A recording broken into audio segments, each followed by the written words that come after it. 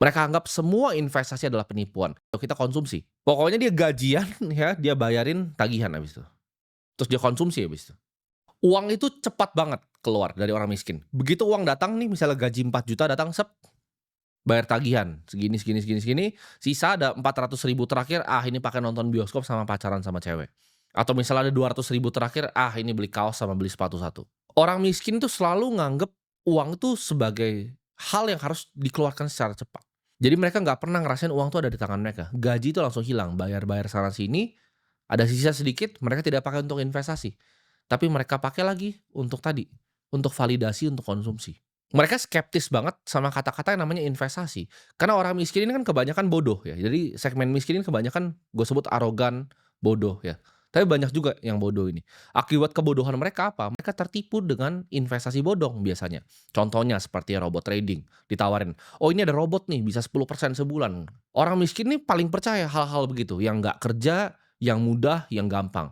Tapi kalau disuruh, "Oke investasi ya, ini lu pelajari nih ya, cara perusahaan bekerja tuh seperti ini, laporan keuangan tuh cara bacanya seperti ini, rasio keuangan tuh seperti ini cara bacanya." Mereka, "Aduh susah, ribet, pusing, nggak mau." Tapi ini ada robot nih 10%. Mereka ke robotnya, mereka kena tipu, uangnya hilang semua, habis itu mereka tidak pernah lagi mau yang namanya investasi. Mereka anggap semua investasi adalah penipuan. Ketika keluar Bitcoin, oh Bitcoin itu scam. Ketika ada properti ini, oh ini pasti scam. Karena dulunya mereka pernah ketipu, karena kebodohan yang mereka punya sendiri, mereka kena iming-iming dari teman, hidupnya jadi berantakan. Orang kaya itu melihat uang itu sebagai benih yang bisa tumbuh. Setiap rupiah yang gua hasilkan dari gua masih kecil, itu gua anggap sebagai benih yang bisa gua tumbuh untuk jadi pohon yang besar di masa depan. Gimana caranya dari uang yang sedikit ini, itu bisa ke depannya bisa jadi gunung ya, bisa jadi uang yang menghasilkan uang lagi. Bukan uang ini gue habiskan untuk beli sepatu. Orang kaya itu fokus ke pertumbuhan aset yang mereka miliki, bukan barang yang mereka miliki.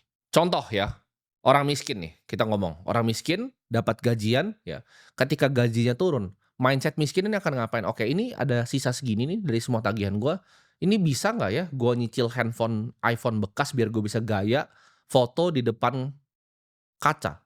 Atau untuk gua pamerin di rekan-rekan kantor gua ya.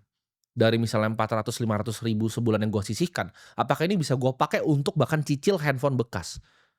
Kalau orang dengan mindset kaya, ya, mereka punya pikiran yang berbeda. Oh, dari 400 sama 500 ribu ini, apa yang bisa saya lakukan?